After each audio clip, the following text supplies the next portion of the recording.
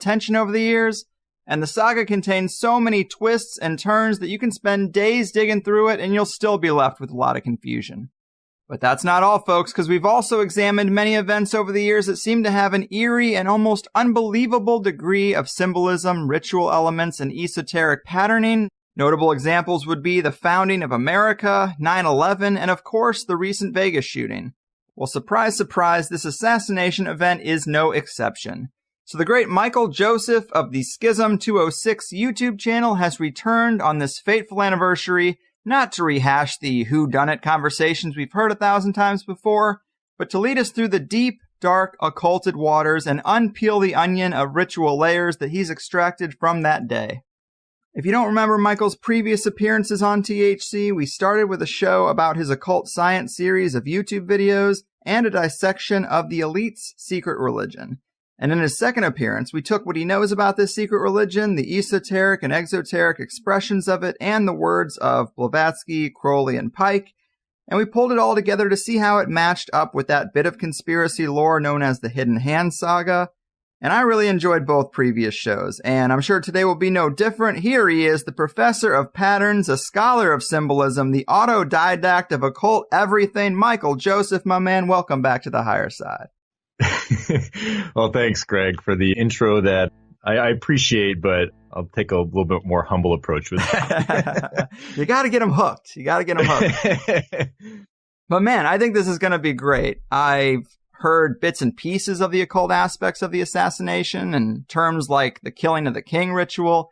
But what you sent me on this is really just mind-blowing. I don't know if I've seen this many layers applied to really anything before. So I think it's going to be a fun one. But because it is going to be so dense, is there anything to say at the onset in terms of the overview or approach that you're taking? What should people know to kind of get us off the ground here? Yeah, I guess the basic point that I'd like to outline is I'm not offering any sort of theory as to what happened, who did it. You know, that's been covered to death over the years. And I personally, I don't even know what I actually think about it. And even going through all of this stuff, it's kind of made that even stranger, but I think it really helps in terms of understanding all of the metaphysical elements that might be at play. And for me, it just helps me just kind of reaffirm what I think about the existence of the spiritual world and our place in it. And that's kind of the reason why I've been fueled to go into it so much. And this was actually the first thing that I ever really looked at. I wasn't even intending to be like a researcher putting videos out or anything like that. I was just a dude looking at this stuff and wondering more about it. And once I started learning about the idea of rituals being encoded into things like 9/11, what really started it is I went on a Google Maps search and I looked at Dealey Plaza. I'm like, what's here? And I noticed, wow, this looks a lot like the Tree of Life. And that really just spiraled into everything that I've done. And I didn't really intend for any of this to happen, but it seems like it all kind of lined up with where I was in my life, and here we are. So that's pretty much all I have to say about it as a whole. Right on. Yes, that Tree of Life, Dealey Plaza overlay is just incredible. It is one of those things that makes you want to dig deeper. But so you did put together this new series of slides for each ritual that you kind of see in play here. And those slides are so helpful. They will be in the show notes, I believe, if we can get them in there.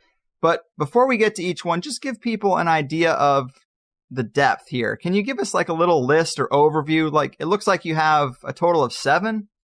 Well, basically, I have a whole series on YouTube going through a lot of this stuff, but admittedly, it's not my best work. This was when I was kind of learning a lot of these things. So there's a lot of stuff I was a little off on or didn't really understand very well. So if people do want to go through it, I'll give you the series link to that. And then I have a video that summarizes all of the esoteric components called 33 Occult Aspects of the JFK Assassination. And that one, I still kind of feel the same about that, where there's a lot of things I feel good about, but some things I was off on. So the slides that I'll give a link and you can just put it in the notes and people can go there and go through all of the source reading and everything. That is more in line with where I'm at with it now. And this was all based off of me getting this book by Carl Jung called Mysterium Conjunctionis, which is the mysterious conjunction. It's a book on alchemy, and it's part of his collective works It's volume 14. And if anybody is really interested in this, I highly recommend you get that. It's not super expensive, but that is what's missing from my older work on this. And that is what will be in all of the slides that I'll give you the link for. So with that being said, all of the ritual elements that I found have a lot of parallels to everything that we've seen in the JFK presidency up through the Apollo 11 moon launch and landing, whatever people think about that. I guess I'll also preface that I'm looking at what we've seen to the public from this. So I'm going to follow the official story to parallel all this stuff, but I'm not saying I'm promoting it. I'm just saying that it parallels all this occult stuff. Right. And it actually gives a meaning to why they would put out such a story, because that's kind of where the layering happens. Exactly. So if we go through the rituals, really the fundamental thing is a death and resurrection ritual of the king. And this goes back to the death and resurrection of Osiris and the story of Isis and Apophis or Set being the murderer of Osiris. There's also a Hiram Abiff component, which is one of the Masonic heroes. Also Jesus Christ and the more Gnostic viewpoint on death and resurrection as an initiation into the mysteries, something like that. There's also a ritual in the Golden Dawn book by Israel Regardie. It's the Grade of Practicus ritual. It's called the Last Judgment. And the Golden Dawn is heavily affiliated with, like Crowley and Thelema kind of stuff. I'm sure most people know that already. And there's also more Crowley symbolism alluding to the Night of Pan and the whole Babylon glyph that people have probably seen, where there's a bunch of 7s and 77s, and the idea of impregnating the Great Mother through Pan in this weird fertility ritual. And it's about like the death of the ego and crossing the abyss or Da'at. And that's probably something a lot of your listeners are somewhat familiar with as well. So there's a lot of those elements there. And this has a lot of parallels to the Azazel scapegoat ritual in Leviticus. And this is in Orthodox Jewish religion, but also Kabbalistic Jewish religion. And as everyone probably knows by now, there's an esoteric component to a lot of this stuff. And we're basically focusing on Christianity because that's what a lot of this is revolving around. So that gets into the idea of like the Rosicrucians, the Rosy Cross, and Christ, and what that means to all of those sort of secret society folk. And then the Carl Jung alchemy parallels. And what Carl Jung really did was he took all of these old alchemical writings and he just wrote books and books on them. What's so great about that is you have a world-renowned scholar, like who's, a mainstream person. He might be a little controversial, but, he's respected. And he has everything sourced, everything's there. And so if you have somebody who's out in the mainstream and you can look at their work and see this paralleled in all these events, I think that's a great resource, because you're not like going from some conspiracy site that says everyone and their grandmother's a Freemason. You know what I mean? Like, it's more credible to parallel these things to, and that's what I think is so interesting about it. And so that really sums up all of this, but it all revolves around what Crowley calls Io. I don't know if I pronounced that right. It's just the letters I-A-O, which stands for Isis, Apophis, which is Typhon or Set, and Osiris.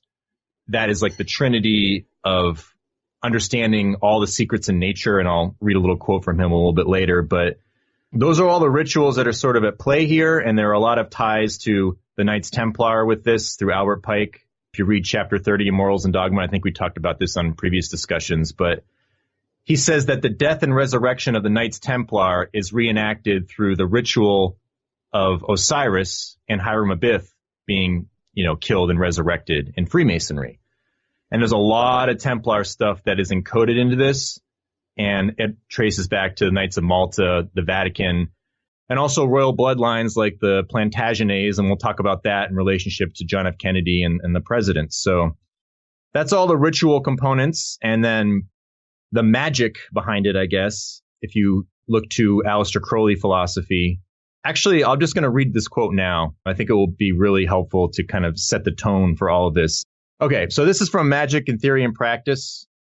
I'm not going to read all the page numbers whenever I quote anything, just to keep it simple. It's all in the slides if people want to go to it. But he says that there is a single main definition of the object of all magical ritual. It is the uniting of the microcosm with the macrocosm.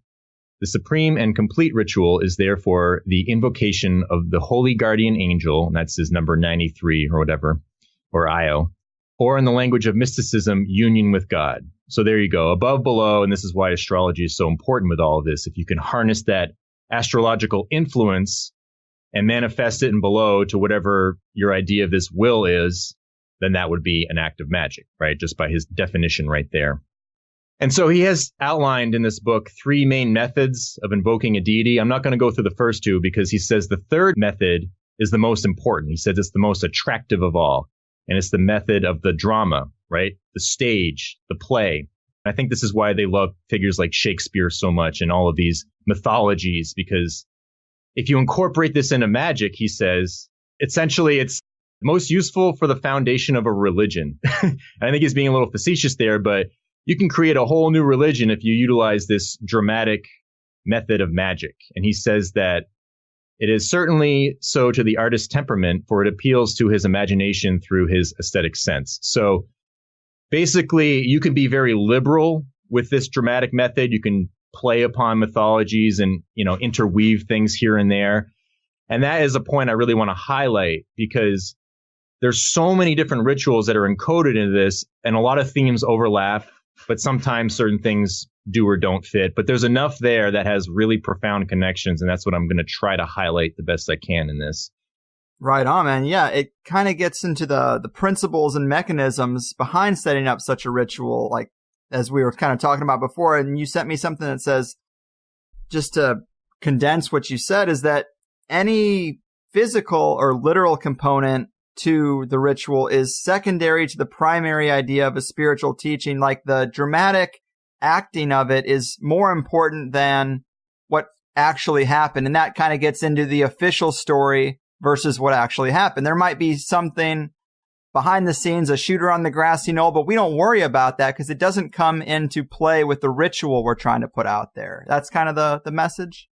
Yeah, and I think that's a really important thing, because whenever you read a lot of this occult or Freemasonic literature, the allegory is what's important. In fact, the literalism, that's one of the big criticisms of like Orthodox religion. When you take things literally, you're profane, right? You're profaning the mysteries. And so I'll go back to that Crowley quote in a second, but here's a quick quote from Carl Jung in that book. It says, "It is evidence from these statements," and he's talking about this dissolution of the king in alchemy, "that Gerhard Dorn, which was a 16th century alchemist, understood that the alchemical solution," and this is sort of like the water component of the dissolving, or the baptism component, "primarily as a spiritual and moral phenomenon, is only secondarily as a physical one." So the spiritual or moral teaching of this alchemical act is most important, and secondarily, it's a physical.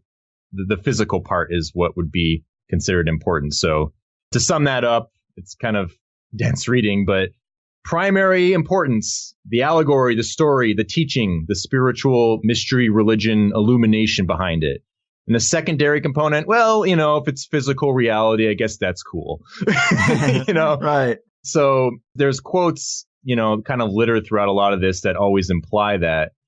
And so that is one of the things that when you think about stuff like the moon landing, which we can talk about later, because it is tied to a lot of this stuff, basically because JFK was the one who initiated the idea to us about going to the moon.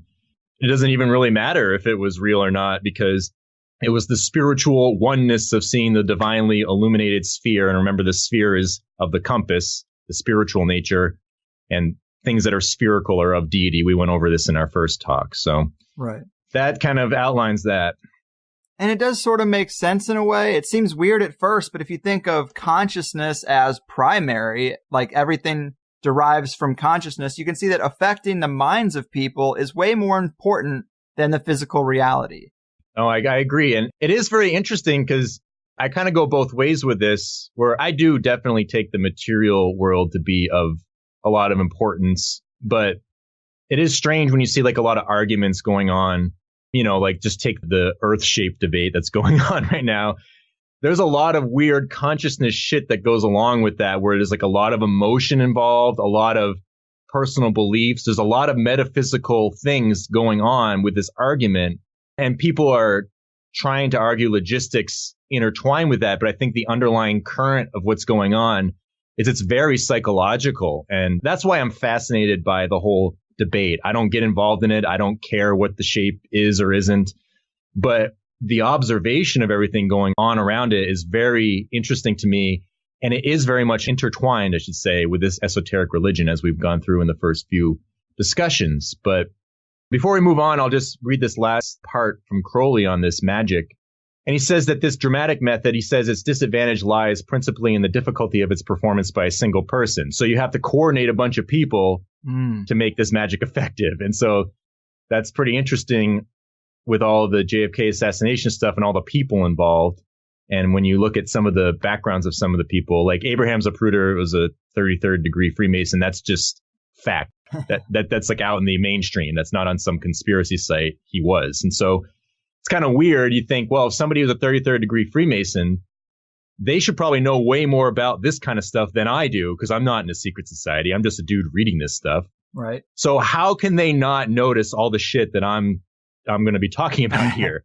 You know what I mean? Like, they have to. And so when people are just like, oh, you know, like, it was chaos that day, I don't really know what happened, and that's their answer, and they're like a Freemason, and they know all of this esoteric stuff, then I'm just like, there's something weird about that. Maybe they just were given a title and they don't actually know a lot of this stuff, which I'm sure is the case, or they're just, you know, they're part of it, or they're turning a blind eye. That's a whole other discussion, but it is an interesting component to this.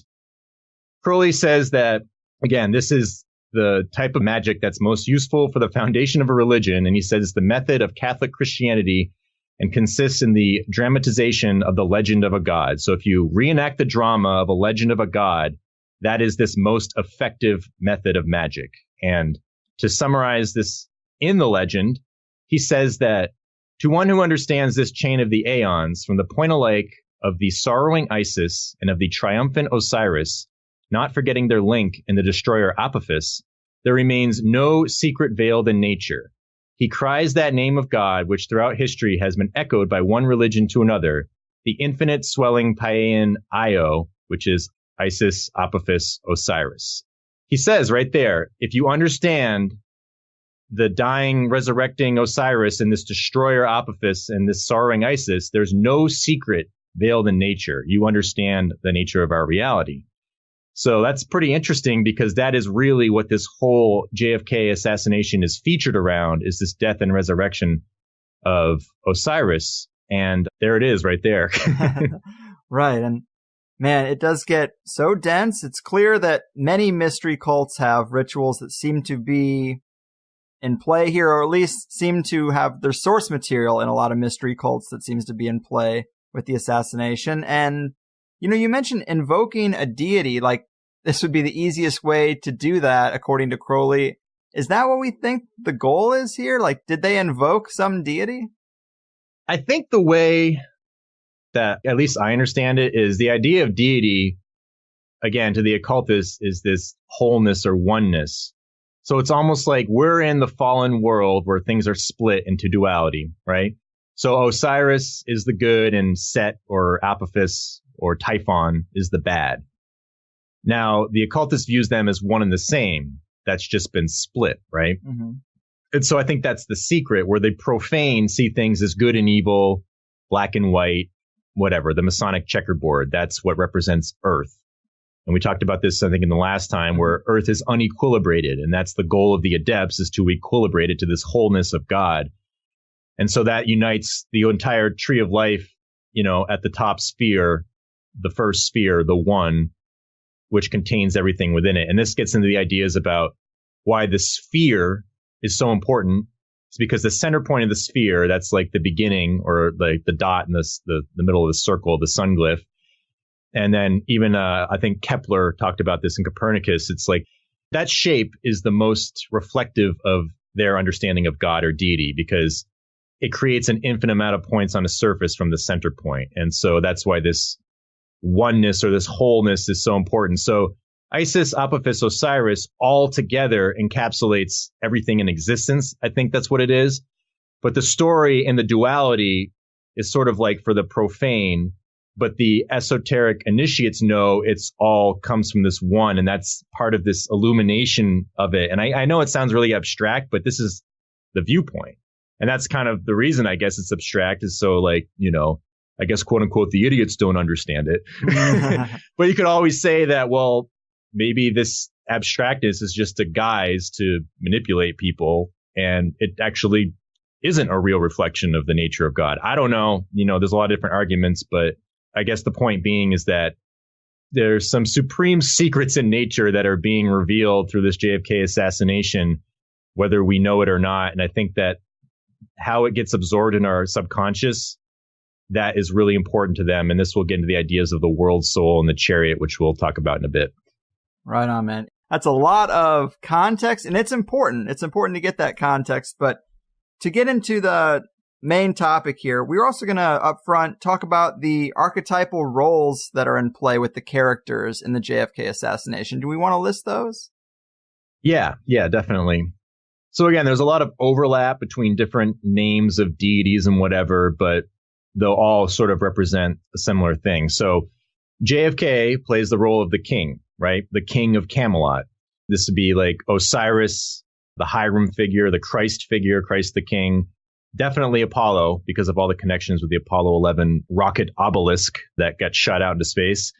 And Jupiter. And in the Golden Dawn ritual, he's Axieros, which is the male deity in like the Greek Trinity or something like that. And then there's Jackie Kennedy, who plays the Isis Mary figure, the Virgin Moon Goddess. And this is Axiokersa in the Greek Trinity in that Golden Dawn ritual.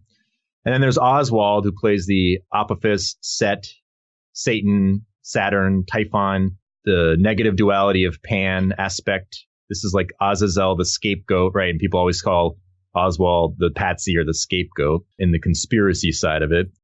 And Samael, that's another name. These are all kind of synonymous with each other. And in the Greek pantheon, in that Golden Dawn ritual, he's Axiokersos. So those are the three main figures, but there's also another figure of the duality of the Virgin Mary. And this is the Marilyn Monroe archetype, which we'll bring into it later. And she's like the Lilith or the Black Madonna, the whore of Babylon, Ishtar, the night demon kind of thing. And this has interesting parallels to the Daily Plaza event, where she has connotations to the ladies in red and black before the kill shot. It's Mary Mormon and Norma Jean Hill. And then Jackie Kennedy has this Rosemary quality, and there's a girl named Rosemary Willis at the beginning. And there's interesting color motifs that go with this. And I'm not going to get into it now, but we'll discuss it a little bit later. But those are the four main figures where it's like you have a duality of the male, JFK and Oswald, and you have a duality of the female, Jackie and Marilyn. And then there's also this interesting concept of Apollo and Diana being twins and having something to do with the sun and the moon. And Princess Diana had a lot of strange parallels to JFK's death, which we can get into a little bit later. And if she's the twin of Apollo and JFK is considered this Apollo sun figure, then that's pretty profound right there. And so this idea of this Diana or this Virgin Moon Goddess, you have to play with the archetype where Jackie Kennedy can represent it, or the moon luminary itself, right? The idea of going to the moon. Man has never been to the moon. The moon is untouched. It is virgin, that sort of thing. So this virgin birth and this impregnation of this rocket that looks like an obelisk, there's this weird fertility thing that always goes on with this impregnation and birthing anew. And through this alchemy, you're trying to purge this lower nature or this dead weight or the prima materia that is the lead of Saturn. And lastly, they're not people, but they're just figures, is the chariot. That's the vessel. So we have a JFK limousine chariot, which we'll talk about later. And Diana, obviously, she had a car crash in a modern day chariot. And then the Apollo 11 rocket itself, that's like Apollo's chariot going into the sky, right? In the mythology, Apollo in the chariot is important. And that's what the Chariot Tarot card is about.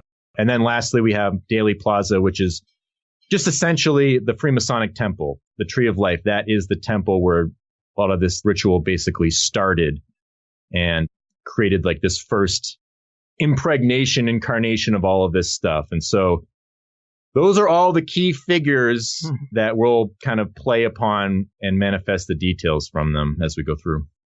Right on. And so something else I wanted to throw out there about Pan and Oswald, just from your slides that I thought was really interesting.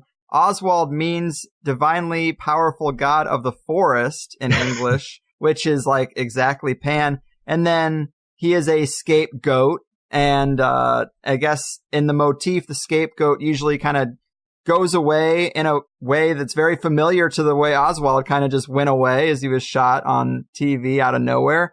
And also, I guess in the classic motif, the scapegoat is usually thrown off a cliff, according to the slide, which Oswald lived in Oak Cliff, which Oak, again, harkens back to the forest, and Cliff is right there. So I guess if that throwing off the cliff and going away in a sudden fashion are in that original archetypal motif, they definitely are in play with Oswald. Yeah, when you look at the etymology and just the words themselves, we know that they love using the gematria of words and things like that. I mean, that's just esoteric 101 with a lot of this stuff. But a word invokes things, right? If you think like oak or forest, that paints a whole picture in your mind, right? It's like what a tarot card is. A tarot card encodes thousands of words into an image, right? And that is one of the reasons why they use the archetypal world, because in the highest sphere of Kabbalah, this is like the highest level of consciousness in our, visible universe. That is the archetypal world, the world of absolute. And so if you're going to try to impact consciousness in the most profound way, you'd use the highest sphere, right? So the archetypal world. And that's why the zodiac and all these archetypes of all of these myths and gods and goddesses are extremely important to the psyche. And so if you use certain words and you know what they kind of allude to, then you can see what sort of archetype they might be invoking here. And since you mentioned Pan and Oswald, I'll get into a couple of things on it. If you read The Death of Daphnis, I think that's how you pronounce it, that's a poem about Pan. And that is where there's a certain book, I think the author's name is Kala Trobe. She's sort of an occultist. She writes about invoking different archetypes, and invoking the Pan archetype. This is taken from the poem. You would invoke him through sloping hillocks, as she puts it, or sloping hills, like a grassy knoll, right? And oak trees. And there were oaks in Daly Plaza. And then obviously Oak Cliff, right? So you're combining the scapegoat of the cliff with the oak of Pan. Also, there's other interesting allusions to elm trees. So Elm Street, and I think there were oak elms in the plaza. Again, it's hard to go back and find what the actual trees were, because that was, 50 something years ago. But I found some resources that will tell you certain vegetation and trees in there even give a lot of meaning to this ritual. There are pyracantha bushes, and pyracantha is firethorn, and that indicates judgment in the Old Testament. So there's a lot of weird stuff just by the trees they fucking planted, and it's so coordinated and strange. And so this idea of Pan, and if I think the resource I used was just like one of those baby naming sites, and it says right on there, Oswald means it's like the power of God, divinely powerful God of the forest, or I don't know, something to do with the divine power.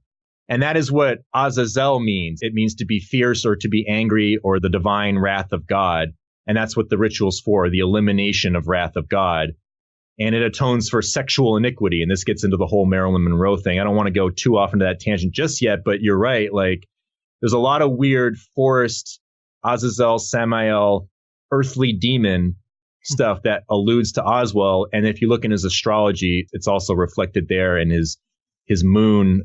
Really quickly, I'll just throw it in there. His moon is in Capricorn and his ascendant is Cancer. So that just means that the moon becomes extremely important to the ruler of your ascendant sign. So his Capricorn moon is very important, and it's also conjunct one of these angles in the west. And the west is where the sun sets, right? So this moon in Capricorn, which is ruled by Saturn, these are all archetypes of Set or Typhon, the dark half of Osiris. And you mentioned kind of the death and resurrection ritual. Of course, JFK wasn't resurrected. So I guess for people who might be confused where resurrection is embodied in this assassination event, is that where it gets into the moon landings? The eternal flame lighting. Ah, fair enough. Yeah. For this alchemy part, I guess we can go into like the Carl Jung stuff here, because this is really where this all takes place. Yeah, definitely. Let's go into the Carl Jung stuff, because I think that's a little bit even more surprising that that's so embodied. When you mentioned it to me, you said it could almost be like a script for the event. In Jung's book, he has this section called Rex and Regina, the King and the Queen. he essentially talks about this transformation of the king. It's taking this lower nature of Osiris, or this beast nature, and you purge it in a ritual, and you renew or rebirth the king in a more spiritual or divine form. What the flame represents in Kabbalah and all this stuff is the Hebrew letter Shin. That's the divine flame. And it's associated with the 20th card of tarot, which is judgment. Really, how the Dealey Plaza Tree of Life allegory plays into this is that on every pathway on the Tree of Life, to get a visual, just go to the slides and you'll see a lot of different ways I outlined how it transposes. The pathway that JFK was assassinated on, if you put the correspondence, is the judgment path.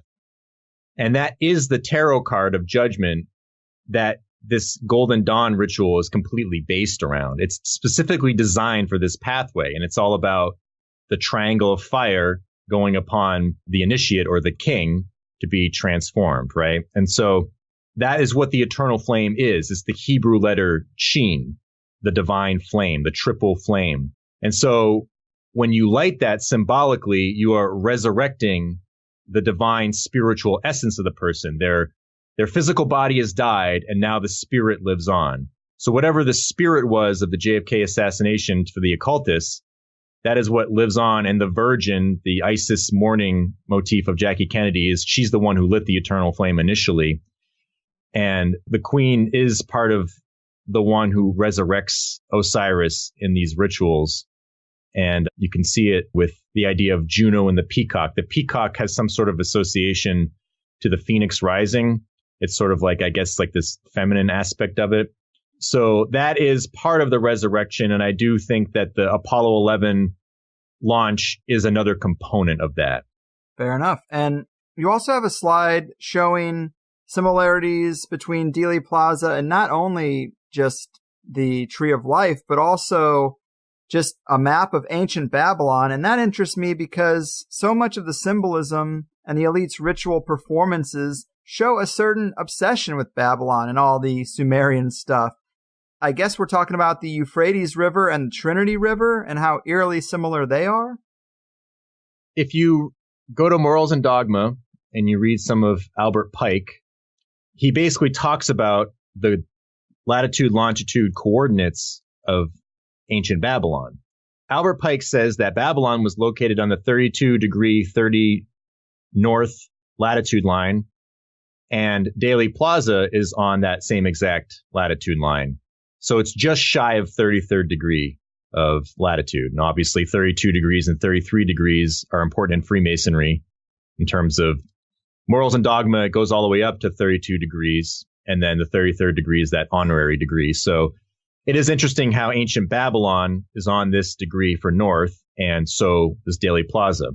And then the other parallel is that he talks about the Euphrates running from southeast to northwest, or vice versa. What this river does is it gives uncertain terror and disaster through flooding and overflowing. So if you look back into the history of Dallas and the Trinity River, well, the river flows southeastward, so the same way that the Euphrates runs, the same exact direction. It's on the same parallel line of latitude.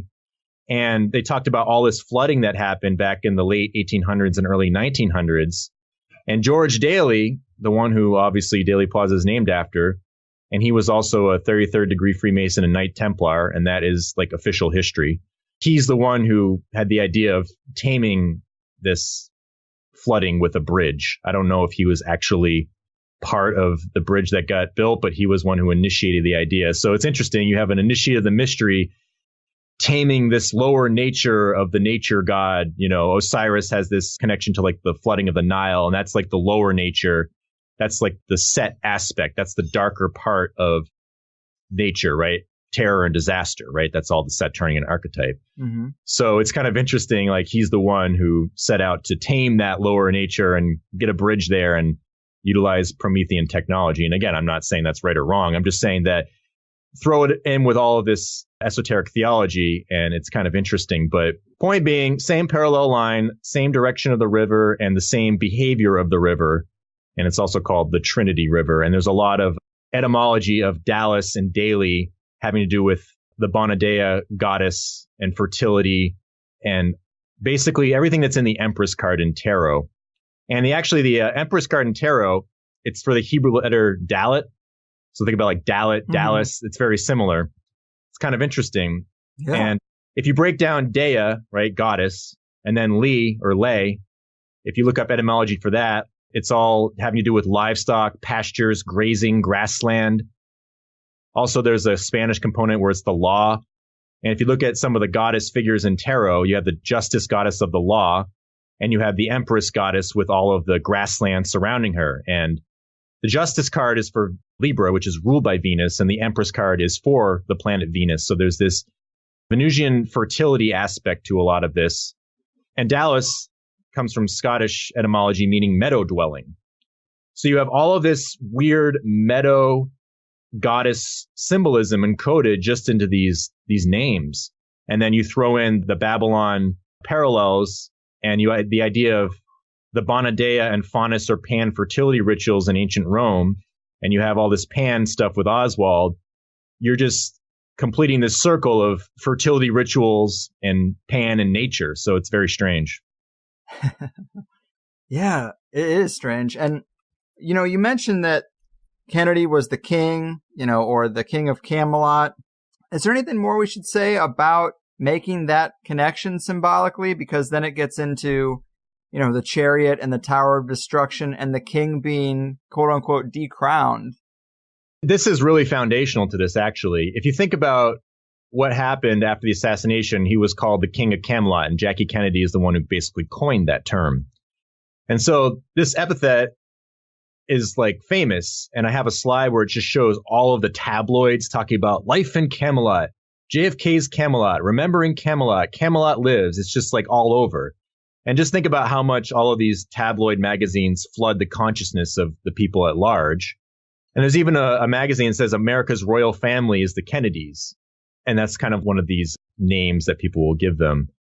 If you take the whole study of the idea of that little girl who did the genealogy of all the presidents, going back to the Plantagenets, it's basically saying that all of the presidents are related to, I think it's King John of England. So they're of the Plantagenet line. Now, whether or not that's true, I don't know. There's a lot of people that debate it. But it was in a mainstream news article. So again, you put it out to the mass consciousness and they will absorb that. And so everyone's thinking, oh, all these presidents are actually royalty. What a interesting thing. And so if you look into Camelot in esoteric theology, Manly Palmer Hall talks about it, but he sources back to this guy named Hargrave Jennings, who is a occultist who wrote a book about the Rosicrucians. And he basically sources from him, and Blavatsky sources from him too.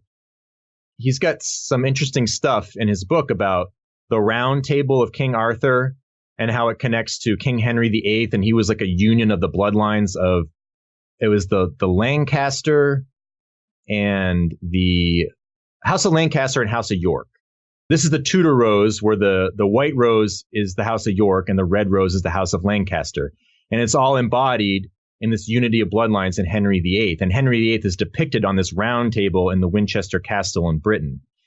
So this Camelot theme of the round table, right, King Arthur and the round table, esoterically sources back to the Plantagenet line. That is the House of Plantagenet that these lines are from. And I'm not an expert on bloodlines. I just did some basic research to just figure out where it all lines up with. And so this goes all the way up through to the current royal family. If he's the King of Camelot and there's all this esoteric stuff that traces back to the Rosicrucians, Knights of Malta, and the Templars, which apparently have some sort of vested interest in these bloodlines, I guess, that's really strange considering there's all this weird Rosicrucian symbolism throughout this event and Templar symbolism. I mean, just think about the Rosy Cross. That's from the cross, the barren cross, the flower comes. So that's like the resurrection, right? And, Christ on the cross. It's all about the Gnostic understanding of Jesus Christ and unlocking the kingdom of God and whatever. So there's some very weird esoteric stuff that flows through all of this. And to summarize it, basically Camelot and esoteric teachings just sums back to the Gnostics, the Nazarenes, the Essenes, the Johannite Gnostics. And those are the ones that Albert Pike talks about as being the good guys of the Knights Templar in chapter 30 of Morals and Dogma that try to overthrow the Orthodox Catholic Church and secretly infiltrate. And all the Templar and Rosicrucian stuff coincides with this. And like I said, George Daly was a Knight Templar. Now, Knight Templar, there's a lot of esoteric people that kind of bitch about how people who say they're Templars don't really understand the mysteries. But that's the same thing with Freemasonry. You know, all of the Blue Lodge, Albert Pike says they only get the exoteric Freemasonry, where the super secret adepts, they have the true history of all that. And so this all sources back to that through this Camelot mythology. And it's very strange how they're throwing down the mainstream that Kennedy's tied to the Plantagenets. So I just think that's really weird. So he's definitely a king in the eyes of the people through archetype. Yeah, I think that's fascinating. I'm glad we added that little bit of context. And another interesting thing from your slides is the idea of a person's life path number and how to find meaning from that in tarot cards. And the number is derived from your birthday or the day of an event. And when you do the numerology of JFK's birthday and the day of the assassination, they both break down to the same number and corresponding tarot cards, which is pretty significant, isn't it? Yeah, this thing is like, now you can take the cards at face value here. It's very interesting, where I'll just explain the esoteric understanding of this. Your life path is broken down through your birthday. So my life path, if you add up all the numbers of my birthday, sums to 26. And so what you do is you reduce that. 2 plus 6 equals 8. So my life path is 8. But with tarot cards, the Trump tarot cards, they go up to 21. There's 22 cards, but 0 is the Fool. So if you have a number that breaks down to 21 or less, then you can incorporate tarot cards with this. So how you would do that is, if I break down to an 8, the counterpart to 8 is 17, because 17, 1 plus 7 equals 8. So there's like a duality here, or a polarity in a way. And so what it is card 8 in Esoteric Tarot. And the cards I use, just a quick thing, I use the BOTA deck, which is Paul Foster Case's deck. I just happen to like that deck, and he's got a great book on it. So if anybody looks at the slides, that's the one I'm using. But either way, 8 is the card for strength, which is for the zodiac sign of Leo. Now, the counterpart card, card 17, is the star, and that's the card for Aquarius. Now, on the zodiac, Leo and Aquarius are opposite. So you can see this through the card. And the tarot cards are just a cycle through the zodiac. When you get to the first card that is a zodiac sign, it's the Emperor, Aries. And then the last one is the Moon, which is for Pisces, card 18. And then the other cards represent planets or elements. So that is what the tarot trumps are. It's a cycle through a solar year and through the 12 signs of the zodiac. So to bring it back to JFK, what happens is this life path is supposed to be karmic or fated or have a sense of destiny. So you might break down to a life path card. You might look at your birth chart and see where the card represents something in your chart. So you could say that, well, if my life path breaks down to 8, that's the card for Leo. So the sun rules Leo. So look at the sun in my chart. And it's interesting. My sun's on my ascendant, and it makes it very important. So a lot of interesting stuff can happen from that. But with JFK, his life path cards break down to the Chariot and the Tower. And his life path adds up to 34. 3 plus 4 is 7. The counterpart of 7 is 16, because 1 plus 6 equals 7. So those are his life path cards. This indicates a sense of destiny or purpose or something that you would fulfill. Now, if you look at the cards, it's the king and his chariot, and then the Tower card is having the crown or head shot off, and the king and queen are falling. And what really happened at Dealey Plaza, JFK is in a modern day chariot in a limousine, and he had his crown shot off, and the king and queen were in it. So if you just take it at face value, it's very strange how those are his life path cards. Now the 1122 event adds up to the same exact cards. That's pretty interesting. And Blavatsky also says the number of Apollo is 7. I cover this in my occult science series. And so the chariot is card 7. That's Apollo in his chariot, or Osiris, the sun god, right? And so all of this Apollo 11 connection to JFK with the idea of telling us we're going to the moon and stuff like that. There's a lot of interesting things. And the chariot is the card for Cancer, which is the sign ruled by the moon. And so there's a lot of interesting karmic stuff. I mean, you don't have to believe in all this destiny or karma stuff, but I'm just saying, like, esoterically, That's what these things indicate. And so Princess Di, her life path breaks down to the same, the chariot and the tower. Now she died a tower-like event in a chariot where her car ran into the 13th pillar, right? 13, like the death card or the Templar number. So her life path is the same exact life path as John F. Kennedy, and Apollo's twin is Diana. And so that kind of, it says a lot with these life path numbers. And I think it's very interesting when you start applying some of them, where Jackie Kennedy's life path is the high priestess. The high priestess is the virgin moon goddess, right? The Isis Mary figure. The counterpart to the high priestess is the justice goddess, because the high priestess is card 2. So card 11 is justice. So 11, 1 + 1 = 2. But either way, if you break it down strictly to the single digit life path card, John F. Kennedy's card is the king of the chariot, and Jackie Kennedy is the high priestess virgin. And so those are part of the archetypes that I laid out at the beginning.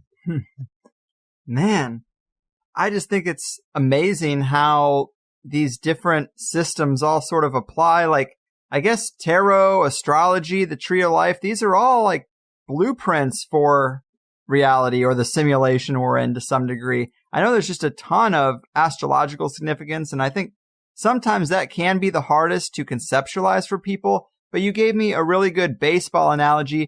Would you mind breaking that down? Because I think the point you make about the bases could be a real aha moment for people who struggle with figuring that stuff out. Yeah, well, it's not a perfect analogy, but it sort of outlines the understanding of the chart angles. And people probably heard like the 4 angels representing the cardinal directions. Well, this is what a birth chart is. And a birth chart or an astrology chart is essentially a Masonic temple, because there's all directions that correspond to important things that correspond to the tree of life. And I guess going through this, I can bring this back to the Daily Plaza connection. But basically, you have your ascendant sign, your descendant sign, and that is the horizon axis. So your ascendant is the eastern horizon, whatever constellation is there when you're born, that's your ascendant sign. Now, if you have a planet there, that makes it really important, because it's kind of like the sun rises in the east, right? So that's like you as a person rising into life, right? And this rising sign filters throughout your entire chart. That's sort of like part of the root or core of you and all of your facets of life. So if you're, let's say I'm Mike in my office job, or I'm Mike in my one-on-one relationship with somebody, or I'm Mike at home with my family, there's going to be a part of my ascendant that incorporates into all of those things and how I interact in those different situations. So that is sort of like the eastern part. And then the southern part component is the midheaven. And so this is when the sun is at noontime. And so that is the direction of the south, or at least in the northern hemisphere. So everything I'm talking about here is if you're born in the northern hemisphere. But either way, it still applies. And so the sun is like exalted in the heavens, right? It's its highest strength. And then in the west, that's where the sun sets. So now it's going away from mankind, and obviously the whole set sinking into darkness. And at the northern part of the ecliptic, that is where it's nighttime. And so this mimics a solar year as well, where the east would be like the spring equinox. The south or the midheaven would be like the summer solstice. The west, or where the sun sets, is like the fall, right? The fall of man into the material realm. And then the north is like the winter solstice. I kind of relate it to the bases of a baseball field, where these points are just points where things can manifest, where you have home plate, first base, second base, third base. Those don't have any power in and of themselves. They're just points on a field. The players have the power. So the players are like the planets. They give power to things. But where most of the stuff manifests will be at these bases, especially home plate. Right. That's where everything starts. Everything filters through whatever happens at home plate, where the batter hits something or whatever. So that home plate to me is kind of like your ascendant. It filters through the entire event of whatever happens when that pitch is thrown or something like that. Now, again, it's not a perfect analogy, but it just shows you that these points are sensitive where things can manifest. So what it really means is that if there's something on the eastern horizon, on the ascendant, meaning for me, my sun is on the ascendant when I was born, means I was born in the morning. And so my sun is a couple degrees away from the horizon. So that makes my sun really important in my chart because simply it's on that point that's sensitive. Mm-hmm. And so this is what happens in a lot of these events where the moon launch, they had the moon on the ascendant. Now, this is a small window of time, and the closer it is to the ascendant degree, the more powerful it will be. So if something is within, 3, 4, 5 degrees of the ascendant, that's going to be very powerful. And then the further it moves away, the less power it has, and then you don't even consider it. So there's really like a 30-minute window to put the moon on the ascendant, depending on wherever you're located or what day it is. So it's very interesting how NASA made sure that that moon was on the ascendant when the launch happened. And you have to get the correct time to get the chart right. But very interesting. Now, Saturn was on the ascendant when JFK was assassinated. And what's Saturn? Death, fear, anxiety, chaos, all those sorts of things in its negative sense. So they definitely put a specific place there, or whatever put it there. I don't know. Same thing with 9/11. Mercury was on the ascendant, and Mercury is the sign that rules the twins, Gemini. And Saturn was in Gemini, and there was a Saturn return. And if people want to get more into the 9/11 part of that, I did a talk with J.F.K. recently. You can just go to his channel. And a lot of the same concepts I'm talking about here in this talk apply to that one as well. Again, you have to plan something pretty well to put something on one of these points. Now, the other sensitive point is the midheaven. That's like the highest heavens. And that has some sort of idea of fate or destiny too. It's what you strive to achieve to get closer to your divine potential. And I don't want to get too much into astrology because I could just talk all day on it, but that's like the basic understanding of it. So some of these people and these figures have very interesting correlations to these angles and what planets are placed on them based on their archetype. I'll give 2 more quick examples. Marilyn Monroe has Lilith on her ascendant, and it's right smack dab there. And there's actually 3 different Lilith components to a chart. There's a mean Lilith and there's a true Lilith. I don't exactly know how those work. Those are actually just points too. But then there's an asteroid Lilith. And all of her Liliths, there's 3 different things, all correspond in a very strange way. And you'd have to go through the slides to see it. But basically that just makes her the temptress, the sexual seductress. And that filters through her entire psyche or life because Lilith is on the ascendant. How weird is that, you know? And then Jackie Kennedy has Juno on the ascendant. And there's a lot of stuff in Carl Jung talking about the queen, right? She's the queen, having to do with Juno and the peacock. And that's part of what resurrects Osiris and this like feminine component to it. So she has Juno right on the ascendant. Once you look at some of these lesser known things in astrology and you look at the archetypes of all this stuff, it's what Crowley said, as above, so below, macrocosm with microcosm. It seems like these things are obviously being utilized when you look at the symbology. Yeah, I think it's fascinating. It's like the ones and zeros of reality. It's like analyzing the deep code. And I just think the baseball analogy is pretty good because there's an infinite number of places these things can be, and a chart can be overwhelming. And you're like, well, how can one place be more important than another? But if you look at the game of baseball, it's pretty perfect. I mean, there can be events in a game that happen anywhere around that diamond, but those bases are obviously the most important points. When something happens near a base, it's of heightened importance to the overall game. So I don't know. I just thought that was really good. And another thing I wanted to ask you about was the Vatican and the Templars and this possible connection, because I have heard a lot of people recently talking about how they feel the Jesuits were responsible at the heart of the JFK assassination. I think it's a huge Pandora's box of covert operations and groups and probably aligned interests, but it's an interesting chapter in that story. I mean, what can you say about that? What's the deal here with the Vatican and any possible Templar connections? Like I've said before, I think reading Albert Pike's chapter, Morals and Dogma, chapter 30 on the Knights Templar, I recommend people do that. It's not a very long chapter, but again, the premise is that Pike uses a letter by a Catholic Orthodox sympathizer, and he tells the story of the Templars. Now, Pike says this guy basically is profane, but he lets him tell the story, and Pike interjects when there's, I guess, disinfo or, whatever. So this is the lesson of that chapter, to use your enemies to your advantage. I'm going to let this Catholic priest, who I think is profane, tell the story, because I don't want to do all that work telling the story, but I'll just interject where he's got it wrong and the mystery tradition has it right. Mm-hmm. And so that is an interesting concept with all of this, where these adepts use their enemies as their greatest asset. So you could say, if you want to paint JFK as a hero, have they used him as an asset, you know, with all of the Apollo 11 stuff, it launched from Kennedy Space Center, JFK Airport. He's a hero still to this day. That's something you have to reconcile with when you look at all this. Like, well, why is he so cool and the quote unquote Illuminati run everything? Is it because he was just a part of it and played a role and this was all fake? Or was he an enemy and they're using him? So this kind of ties into with this mythology. I don't know what to think about it. You can think whatever you'd like about it. But one thing that's very strange is people talk about the Jesuits a lot. And I don't know how to reconcile this. I'm just throwing it out there.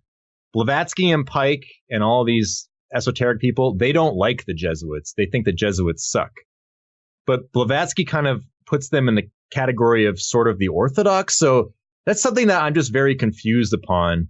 But again, it's sort of like, well, when you're in an esoteric society, you can pretend to be Orthodox, but you're really sneaking in the mystery religion. And that's the whole point of that chapter in Morals and Dogma. So I don't really want to get into a labeling thing here with that. But as far as Albert Pike talks about, the Templars have the true secret of Jesus Christ, which is the Gnostic Johannine allegory. And that is the truth about spirituality or the mystery religion. And so that was the point of that story, where they tried to infiltrate the Catholic Church in its Orthodox sense, figured it out, and then they persecuted all the Templars, rounded them up, and all this stuff. So how this relates to the Vatican in its current form, there's a lot of number stuff, but it's pretty interesting. Albert Pike says that the death and resurrection of Osiris is the death and resurrection of the Knights Templar, the true Templars, right? And so John F. Kennedy is part of this death and resurrection of Osiris.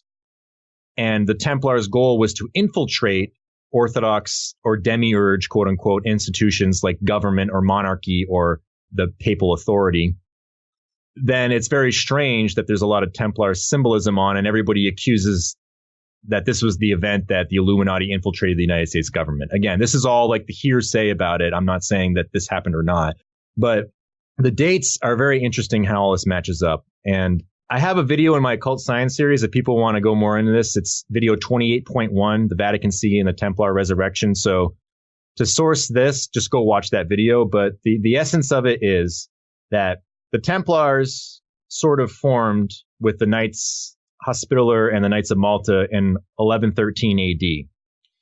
Now, the Vatican had a 900-year celebration in 2013 for the Knights of Malta.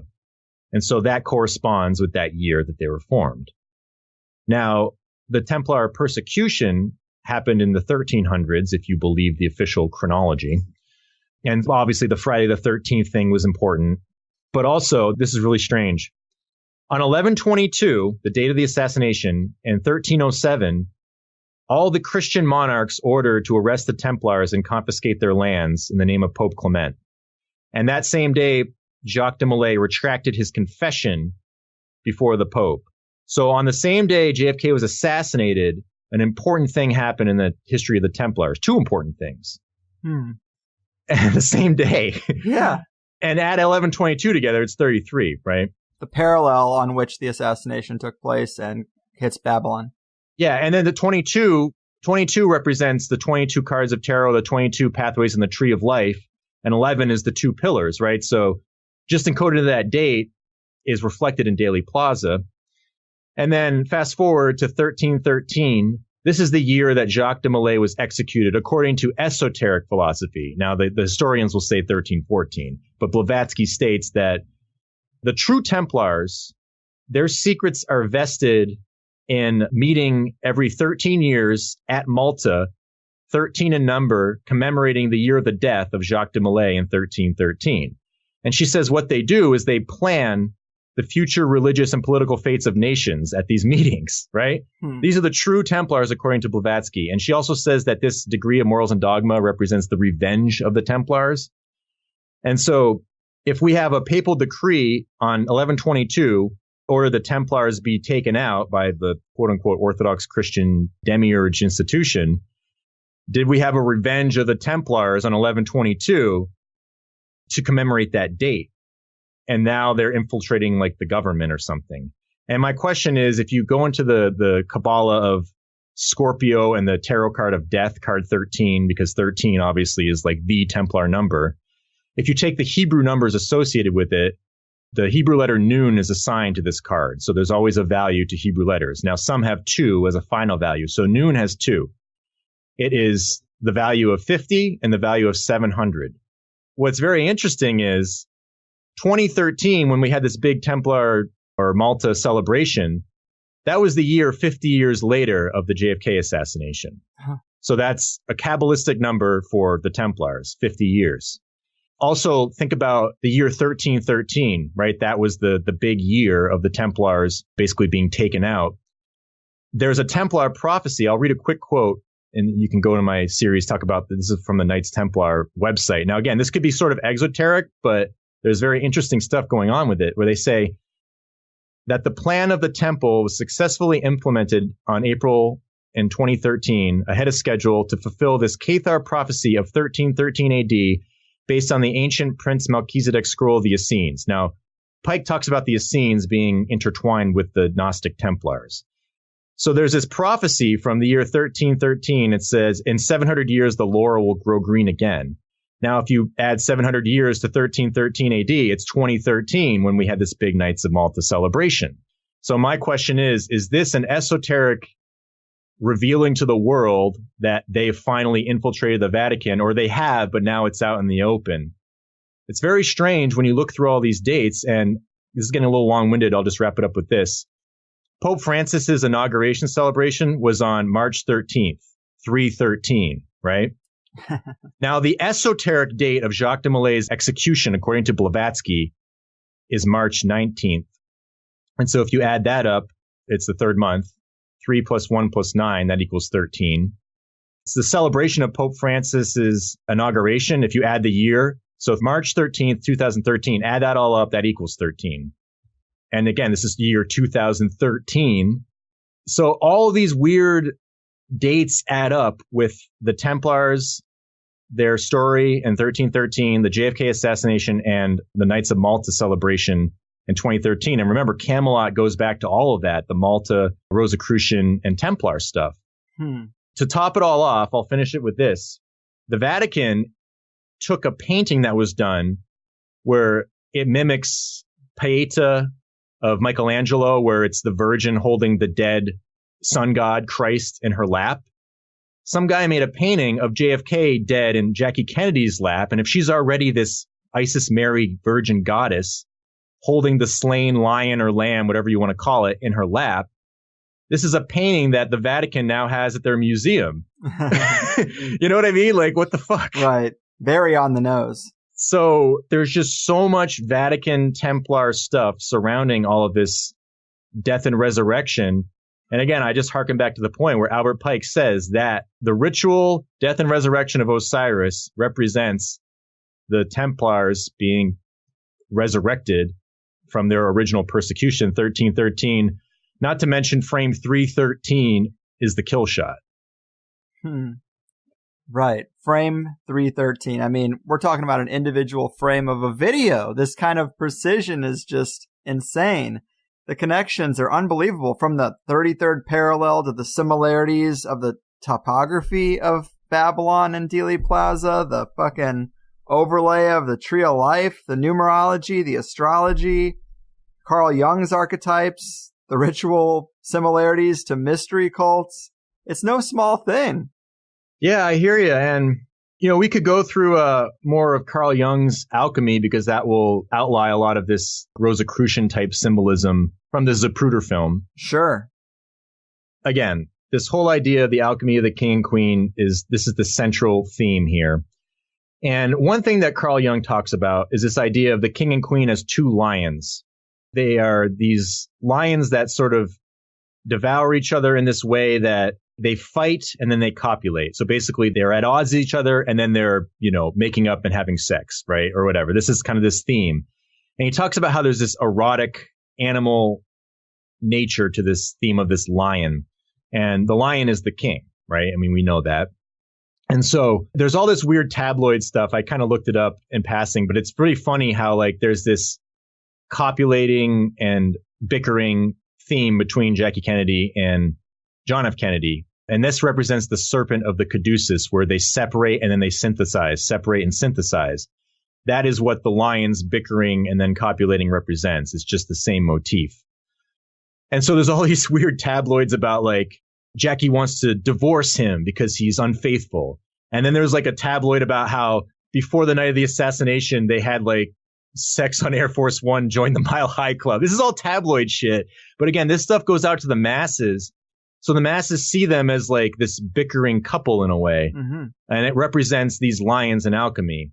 Now, to take that a step further, there's this interesting, this is like what's so strange about Marilyn Monroe's role in all this. Now, it's no secret that Marilyn Monroe has some sort of mythology with John F. Kennedy. Whether they had an affair or not, I don't know. But that has like been circulating throughout tabloids ever since that era. I mean, you could still see like magazines running stories on it nowadays, right? Mm-hmm. There's this concept in alchemy in Carl Jung's writings, one about the whore. And he says, this is a direct quote, he says, the whore or the meretrix is a well-known figure in alchemy. So think about like meretrix, that's the Latin word for whore, I believe. So Marilyn, it's kind of interesting. There's a lot of word play going on. All right. And he says that Venus or the whore corresponds to the erotic aspect of the lion, who in turn is an attribute of the king. So something about this beast nature of the king has to do with this whore. And if you look on the tarot card for strength, you have the virgin goddess taming this lion beast. It's like the red lion, which represents the male animal nature, right? But that can go through the female because it's just this expression of the same force. That's what the whole idea about the active and passive thing is. So this duality, it's kind of like Jung's animus thing where, you know, every man has this feminine counterpart kind of thing. It's all of this like psychological stuff. And that is really what is fundamental to all of this alchemical stuff. It's very psychological. It's about consciousness and the nature of awareness. That's what all of this stuff sort of represents. So when you're messing with that stuff, that's what is sort of incorporated into all this magic and the idea of manipulating consciousness. So we have this whore of Babylon kind of motif with Marilyn Monroe. And again, she had Lilith on the ascendant, which basically throws the Lilith archetype of the sexual temptress demon in Judaism into all of this. And some people will probably be familiar with like the pentagrams in some ritual magic. There's one pointed up, which is Adam and Eve unifying. And that would be like Osiris and Isis, right? Jackie and John. And then there's the pentagram down, which is Lilith and Samael. Now, Samael is one of the epithets for Set or Typhon or Lee Harvey Oswald. So that's like the dark half. So there's the Oswald and Monroe component in that downward pointed pentagram. And then there's the Jackie and John and the upward pointed, right? And so you kind of unite the two in this weird alchemical way. And so he says that the lion has an unmistakable erotic aspect to it. And so that essentially is the Marilyn Monroe archetype. Now, this is where I think it gets even more interesting. There's a part in this alchemy of the king, which he calls the lion hunt. And this lion hunt, he says, is the love affair, which is projected onto the lion. So this animal nature or arrescent soul, which is expanding soul, and that's an attribute of Jupiter, the king, expansion. In other words, it is enacted in his unconscious or in a dream. Because of its ambiguous character, the lion is well suited to take over the role of this indecorous lover. So this lion, which is very interesting, Marilyn Monroe's ascendant is in Leo. So you're mixing the lion with this Lilith whore on her chart. So she's got a lion component to her. And then Jackie Kennedy has a lot of Leo stuff going on. So there's this weird lion thing going on with Jackie and Marilyn in astrology. And so if this love affair is projected onto this lion and it's unified with the king, you can see how all of these themes are going on astrologically and through this sort of mythology. Now, I think what's most important here is he says this love affair is enacted in the unconscious or a dream. Again, my question is that just something that can be an alternate fantasy? And so this is the idea of him having an affair with Marilyn Monroe. It doesn't matter if it happened or not. This idea of this dream of this affair is part of this alchemy. Mm-hmm. And so that harkens back to, does it really matter if it happened or not, if it floods the mass consciousness that it probably did? And the last point I'll make with this, I'll read another quote. There's a trap that's set for the king. And he says, in the lion hunt, the lion, as we've seen, takes the place of the king. Marcos, which I think is just a character in this alchemical text, prepares a trap, and the lion, attracted by the sweet smell of a stone that is obviously an eye charm, falls into it and is swallowed by the magic stone. And this stone, which the lion loves, is a woman. The lion, therefore, falls like a bridegroom into the bridal chamber, where the magic stone that is, quote, good for the eyes and is a woman lies on a bed of coals. So this trap for this lion is a woman who is attractive to the eyes, and he falls into it, into this marriage union with her. That's kind of like the Happy Birthday, Mr. President performance. And the other thing that's interesting is Marilyn Monroe was born just a couple days after John Kennedy. So their sons are conjunct. And the sun is the lion, right? That Leo is ruled by the sun. And so it's interesting how they chose her to be the one who sang, with all of this lion, whore, king stuff going on in alchemy. So it's just, I mean, you can't make this stuff up. It's like it's following a script. Yeah, it's so deep. And another thing I wanted to point out that's a complete tangent, I should have mentioned it earlier when we were talking about Crowley and his Kabbalistic numbers of significance, but you mentioned that in one of the slides, the biggest numbers of significance to him were 11, 77, 93, of course, and 175, and those all just happen to be the flight numbers involved on 9/11. Yeah, I mean, 175 is just one of the books, so it's part of the, I think, one of the invocations of a deity, the other methods.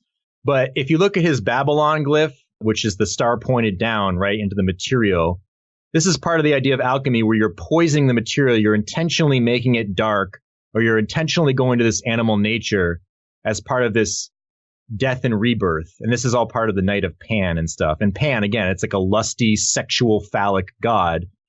And so we have these numbers of 77 on either side. Now, this Babylon glyph corresponds to the Tree of Life, where it's pointing down towards the earth, right? Malkut. And Dealey Plaza had roots north and south 77 flowing through it.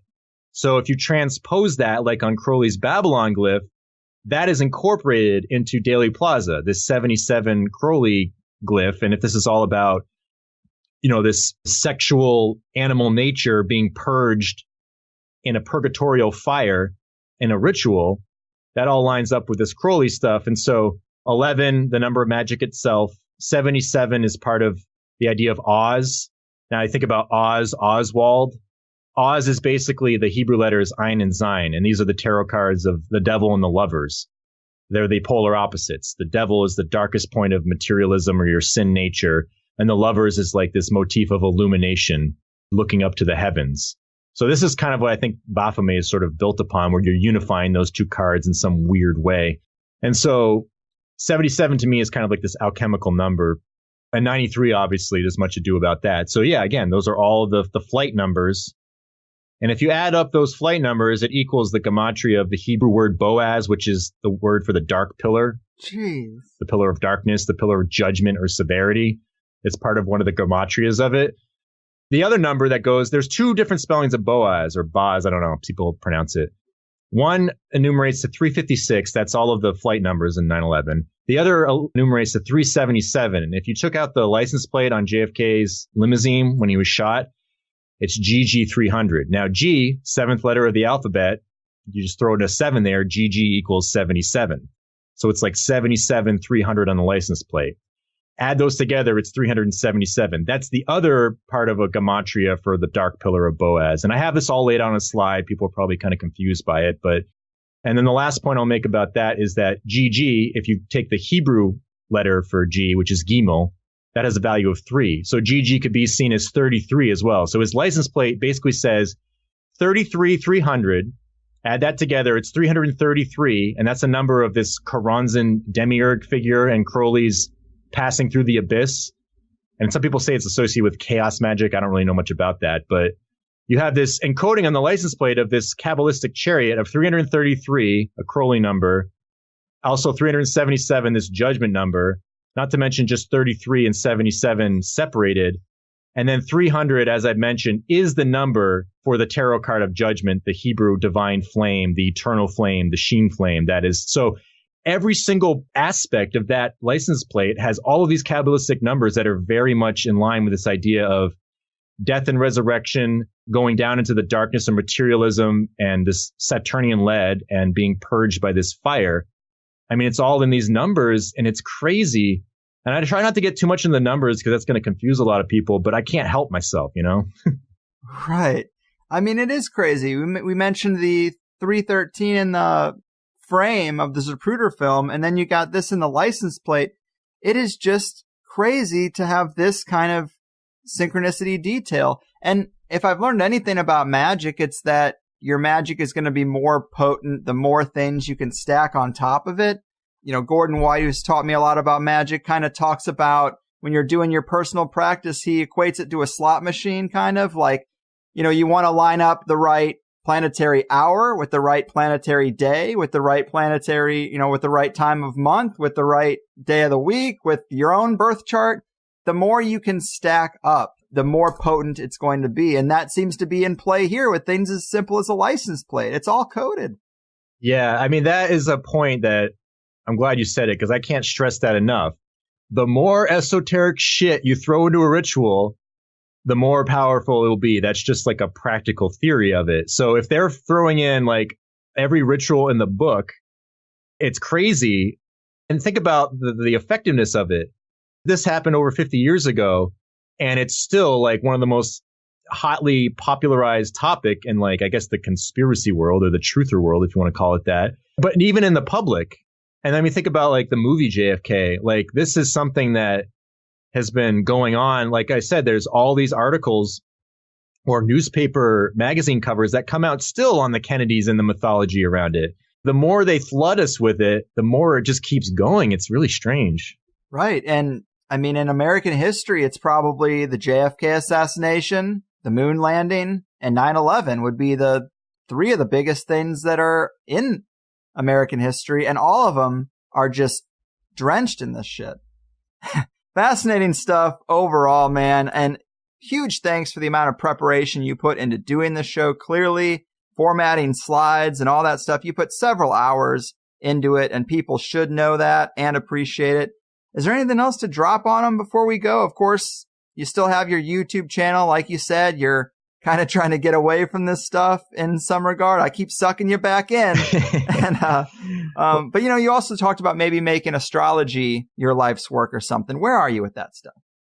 Yeah, I think what my plan is, I'm going to keep the YouTube going, but I need to take a break and kind of assimilate what I think about all this stuff. I have learned a lot more about astrology, so I'm feeling much more confident with that. And that was part of the reason why I don't like promoting my old JFK series, because I wasn't as informed about some of those things. So I'm kind of, when I go through the astrology sections, I'm not really giving the greatest information on it. But I'm working with that.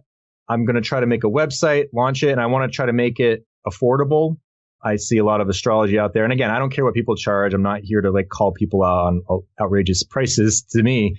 But that's something that's important to me. I want to try to perhaps go that route, but try to make it in a way that if people want to go through it, because you can talk about it forever, man. And especially when you're talking about yourself and the nature of your life, you're going to go on and on and on about it. And that can rack up if somebody's charging $300 an hour for a video. Right. And that's just, you know, I can't even justify that for me personally.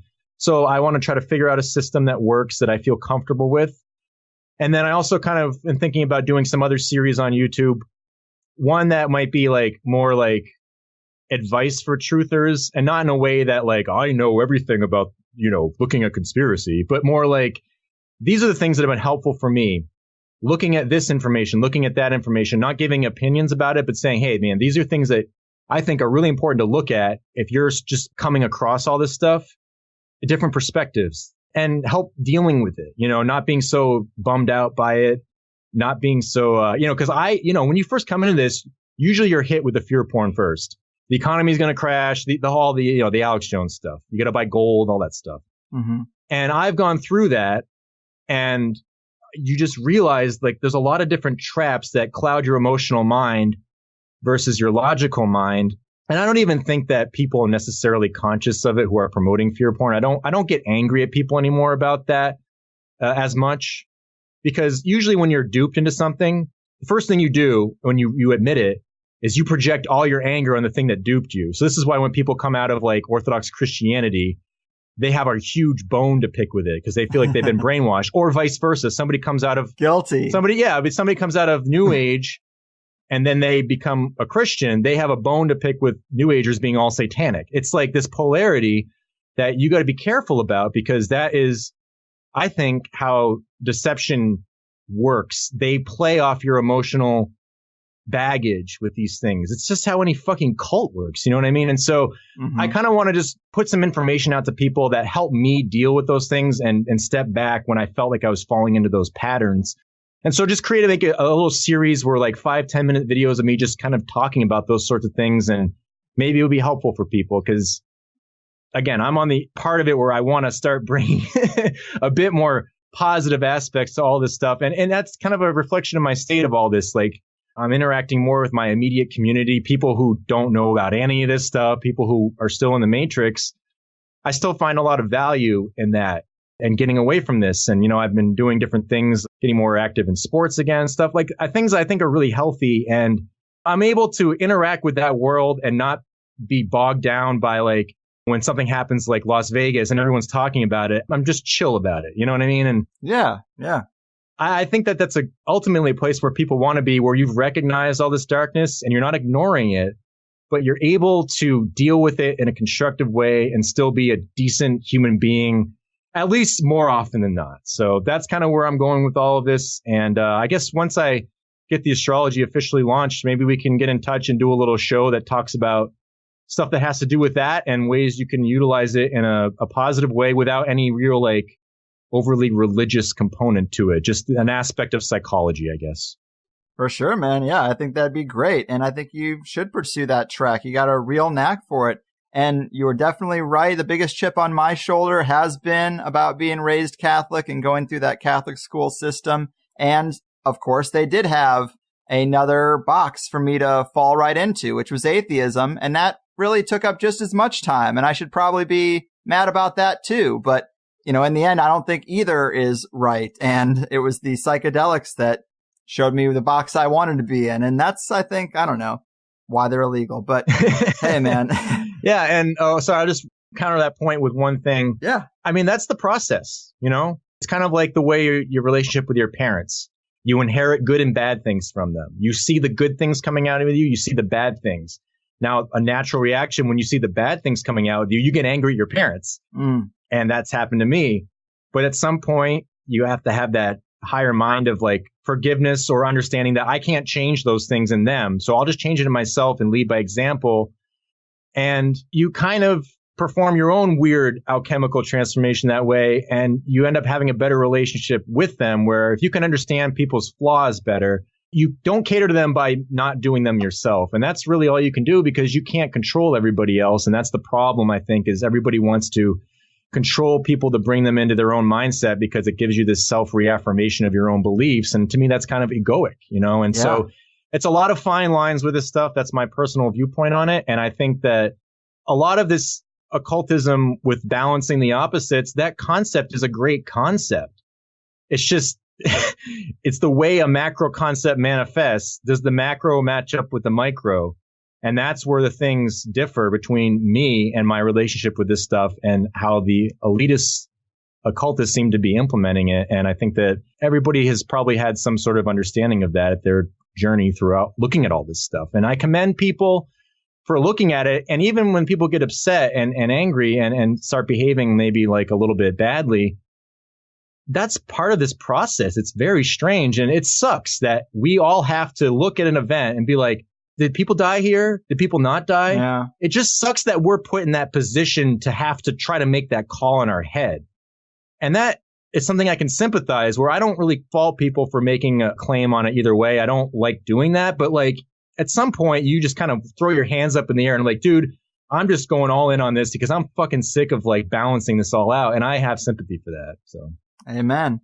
And I do think you make a great point about the fact that you got to work on yourself first. It reminds me of Jordan Peterson he picks on the social justice warrior protesters a little bit, but he says, these people are out there in the streets thinking they have all the ideas in the world that are going to change society. And if everybody just did things their way, it'd be better. How many of them haven't even cleaned up their room? How many of them have a filthy house? Like, you really got to start at the basis at your own level, things you can control, work on your own sphere before you go out telling everybody else how they should live. Because if you didn't do the basics, and most of us don't, then you really don't have a leg to stand on. Yep, I agree. And it really all just, I think, begins with humility. And, Satan, Lucifer, whatever that archetype means to you, whether it's Gnostic or Orthodox, I don't really care. But the idea of pride creating vanity and problems and issues, I really resonate with that, because whenever I've succumbed to that and thought I was more than I was, that is when I took the hardest falls, because you don't see it for a long time. And then once you admit it, man, it hurts, but it relieves a whole set of weights that were on you. And that, I think, is part of this process of just being in this community, looking at this stuff. We all go through different cycles and stages of that. And that's one thing I think we can all unite on in a global sense or a plain sense, whatever you believe. Like, that's like the one real unity of us, rather than this fake bullshit unity they keep trying to push on us. Boom. Fair enough, man. Well said. And I guess we'll talk again when you get attainableastrology.com off the ground. And I'll do your chart, man. I'll get to it. Yeah. I'll give you a Christmas gift. There you go. I love it. Well, great talking with you, man. You blow more minds than the U.S. military. Thanks again. Take care out there. Thanks a lot, Greg. You got it. Wow, folks. Wow. Michael Joseph back in the saddle. Third time is a charm. I really enjoyed that. And please do look to the show notes for the companion video he made to this episode and all the informative slides. There's like dozens of them, all arranged really well. Don't let it go to waste. Clearly, this is a passion project for the guy, and he puts a lot into everything he does. That's why I really do think he should stick with doing this type of research. We could use some people who get down into the details and also have some objectivity about them, so I hope he keeps doing his thing. And I would venture to guess that many of you probably had at least a couple aha moments with this sort of approach to a topic that's really been done to death.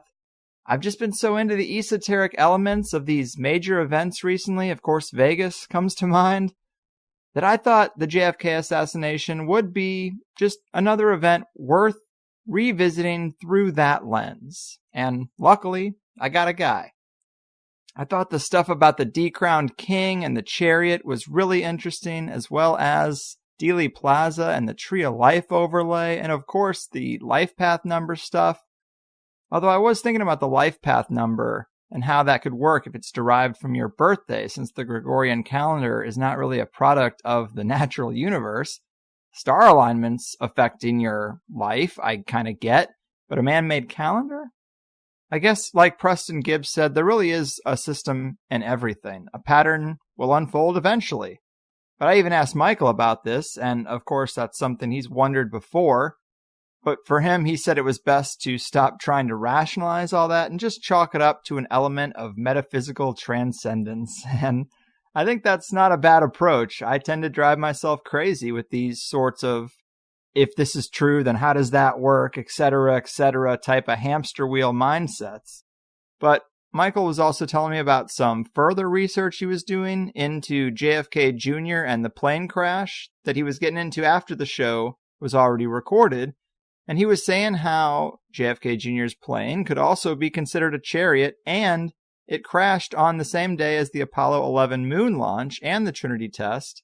His birth path tarot number was also 7 and 16, which 7 is the chariot and 16, which is the tower. It just always keeps spiraling out. I think he's adding a slide about this, but it just keeps going.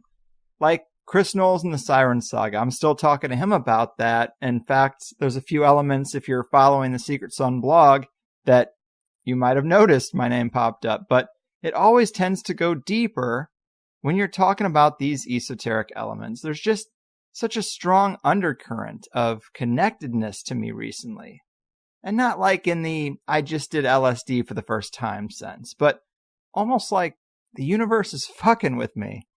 I'm finding myself involved in certain stories that I'm looking into, kind of in the way that a lot of authors we've talked to have said about their own research journeys, that they get a bit personal. Strange stuff. But the other thing I wanted to drop on you before I let you go, I did another live show with the guys from Tinfoil Hat. I really enjoyed it. It did get a bit chaotic right off the bat as Eddie Bravo went to war with some Earth scientists in the crowd about the flat Earth. But that kind of stuff does crack me up, and being a part of it is just on another level for me. We actually put the long clip of Eddie versus the Earth scientists up on both of our YouTube channels, and then we kept the whole video for the whole show as a bonus for Plus members / Patreon subscribers of either podcast. So we are going to keep doing these live shows from time to time, and I think that's how we're going to use them. A live show really is just a live show for the people who attend, but we're also going to try to put videos up as bonus content. And I actually had a few listeners write me saying that they don't like the new comedy direction THC is going in, and they were a little concerned. And to that I say, look, I'm going to do other things in my life. I'm going to try other formats. I'm going to try other media. I'm going to do a lot of things just for the life experience. And I might put out some stuff that you don't like at all. And that's fine. But the HighersideChats is not changing. I'm always going to do the 5 shows a month with 5 researchers I find interesting. So if you want to enjoy that and ignore everything else, by all means, that doesn't bother me. Don't download the THC cover songs. Don't use the forums. Don't watch the Armenia video from the trip with Graham Hancock. I just try to add cool stuff in there. But none of it takes away from what is always my priority, 5 good interviews a month. Or 4 and an alright one. I mean, nobody's perfect. But that said, if you are a crossover fan to the comedy crew of guys like Eddie Bravo and Sam Tripoli, if you do like the more casual casual I guess isn't the right word. Nothing with this amount of shouting and yelling could really be considered casual, but less rehearsed, I should say. If you're a fan of the less rehearsed live show and the comics involved, it's up on the Plus site, as is the second half of this podcast. And in it, as always, there's a lot of good stuff. With Michael, we talked about the Princess Diana parallels. We talked about square to globe alchemy and the king.